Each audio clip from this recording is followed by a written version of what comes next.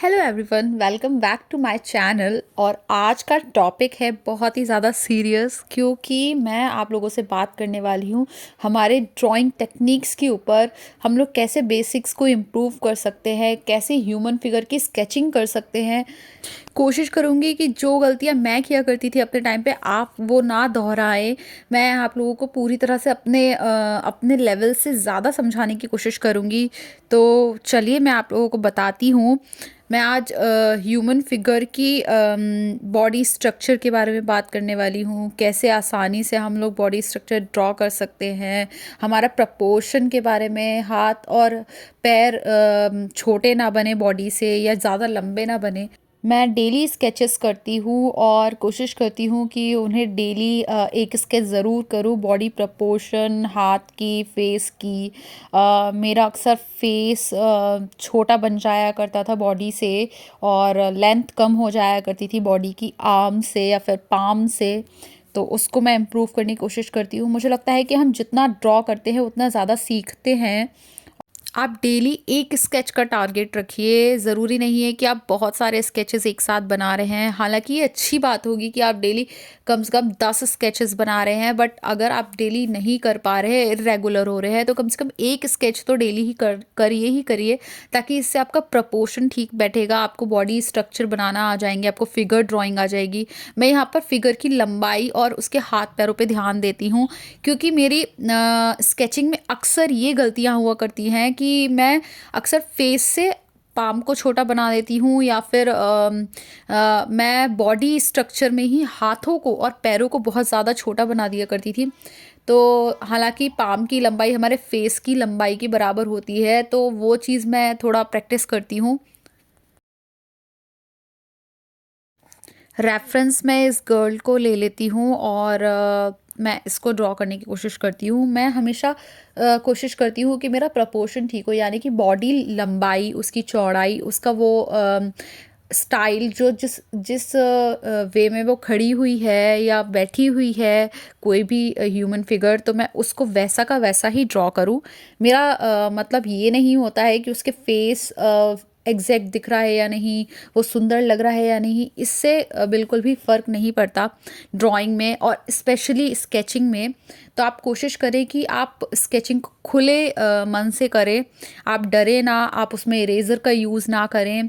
आप कोशिश करें कि अपने हैंड्स को इतना ज़्यादा सेट कर लें स्केचिंग में पेंसिल के साथ, कि आप बहुत जल्दी ही क्विकली अपना स्केच ड्रॉ कर पाएँ। जब आप कोई भी पेंटिंग कर रहे हो या किसी भी ह्यूमन फिगर को ड्रॉ कर रहे हों। कुछ लोगों के साथ प्रॉब्लम आती है कि वो बहुत ज़्यादा स्केचिंग में डिटेल में चले जाते हैं, और स्केचिंग करते टाइम ही उस फिगर ने क्या पहना हुआ है या क्या वो देख रही है, क्या उसके फेस एक्सप्रेशंस हैं, वो उस चीज़ों में चले जाते हैं और उसको दिखाने की कोशिश करते हैं। तो ऐसा बिल्कुल भी नहीं करना होता स्टार्टिंग में।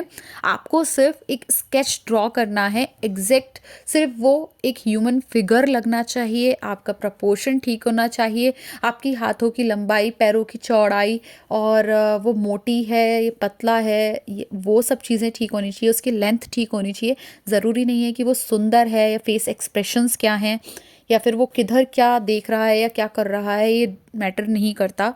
स्टार्ट करते टाइम आप उसे ऐसी नॉर्मल स्केच को ड्रॉ करिए। अगर आपको लगता है कि आगे आपको उसको डेप्थ देनी चाहिए, आपको थोड़ा डार्क करना चाहिए, शेड करना है, तो फिर आप उसे किसी भी डार्क पेंसिल से, 6B या 10B की पेंसिल से आप उसे शेड दे सकते हैं। आप उसमें डेप्थ डाल सकते हैं, वो देखने में और भी अट्रैक्टिव और अच्छा लगता है।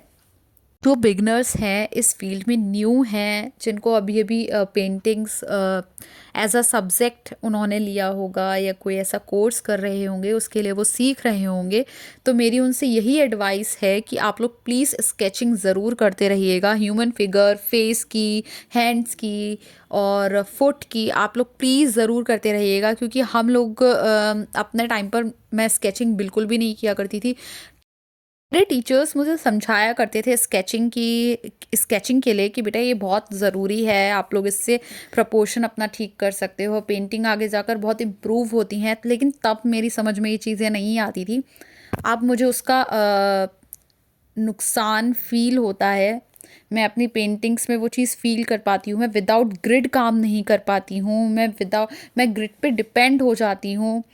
और ग्रिड से हालाँकि काफ़ी हद तक हमारी ड्राइंग बहुत बैलेंस्ड बनती है, बहुत नीट एंड क्लीन बनती है, बट उससे हमारा जो मेंटल लेवल इम्प्रूव जो होना चाहिए वो चीज़ नहीं होती है, हमें इम्प्रूवमेंट नहीं मिलता है देखने को।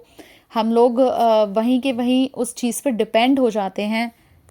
आप लोगों को स्केचिंग का एक इम्पोर्टेंस और बताती हूँ। जब हम लोग नॉर्मल ड्राइंग करते हैं या किसी का फेस यानी पोर्ट्रेट हम ड्रॉ कर रहे होते हैं, तब हम लोग अक्सर ग्रिड का यूज़ करते हैं। आप में से कई स्टूडेंट्स होंगे जो ग्रिड का यूज़ किए होंगे, लेकिन मुझे लगता है कि जो बच्चे विदाउट ग्रिड उन चीज़ों को बनाते हैं, हालांकि वो चीज़ें एग्जैक्ट नहीं बनती हैं, कभी कभी कुछ जो फेस एक्सप्रेशंस होते हैं हमें वो विदाउट ग्रिड देखने को नहीं मिल पाते हैं, पर वो आपसे शायद ज़्यादा हद तक नॉलेज रखते होंगे।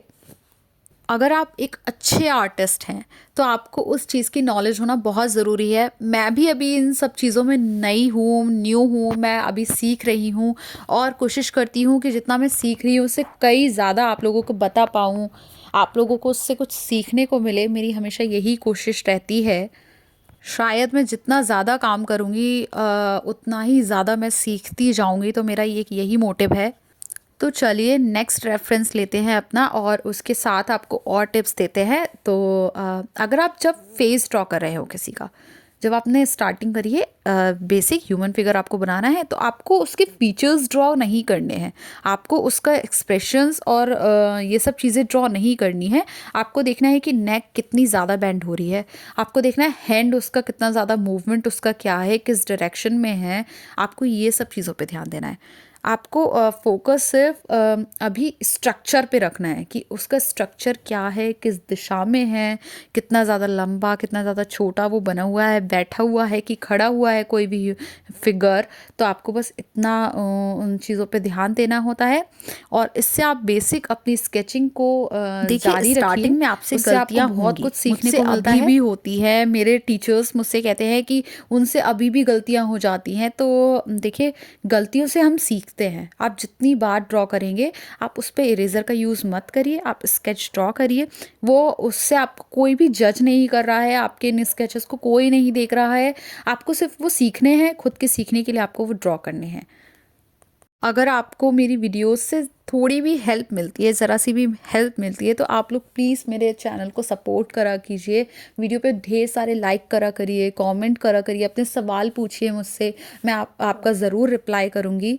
मैं कोशिश करती हूँ कि आप लोगों को मेरी वीडियोस से नॉलेज मिले, आप लोग कुछ सीखो और वो वीडियोस आप लोग याद रखो आगे कि हाँ, ये चीज़ों से हम कुछ सीख सकते हैं। आप लोग मुझसे भी अच्छा ड्रॉ कर सकते हो। आप लोग बहुत बहुत अच्छे हो, आजकल के स्टूडेंट्स बहुत एक्सपर्ट हैं, आपके पास सारी सुख सुविधाएं हैं, आप लोग एक अच्छे इन्वायरमेंट में हो, आपके पास सपोर्ट है। जब मैंने अपना इस फील्ड में अपना subject as a subject drawing को लिया था, तो मेरे सपोर्ट में कोई भी नहीं था। तो आप लोग उस चीज़ को बहुत यूटिलाइज़ कर सकते हो, यूज़ कर सकते हो अपने गैजेट्स को। ये अब मैं इसे डेप्थ देकर भी दिखा देती हूँ आपको। और मैंने ये 4V पेंसिल ले ली है और मैं इससे शेडिंग करना स्टार्ट कर देती हूँ। और मुझे कॉलर डार्क दिख रहा था, तो मैंने सबसे पहले शेड वहाँ डाला। मैं बहुत ही रैंडम शेड कर रही हूँ, पैचेस में वर्क करने का कोशिश कर रही हूँ, लाइंस में शेड करने की कोशिश कर रही हूँ। मैं बिल्कुल भी मर्ज पे अभी इस समय ध्यान नहीं दे रही हूँ।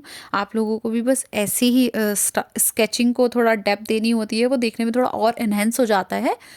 तो चलिए इसे मैं कंप्लीट कर देती हूँ इसी वे में। कहीं भी अगर आपको मिस्टेक्स दिख रही हो, जैसे कि शूज़ में है, तो आपको वो इरेज करने की ज़रूरत बिल्कुल भी नहीं है। ये स्केच वर्क है, आप लोग ये प्रैक्टिस वर्क कर रहे हो, तो आप इरेज़र का यूज़ ना करो, उतना ही बेटर रहेगा।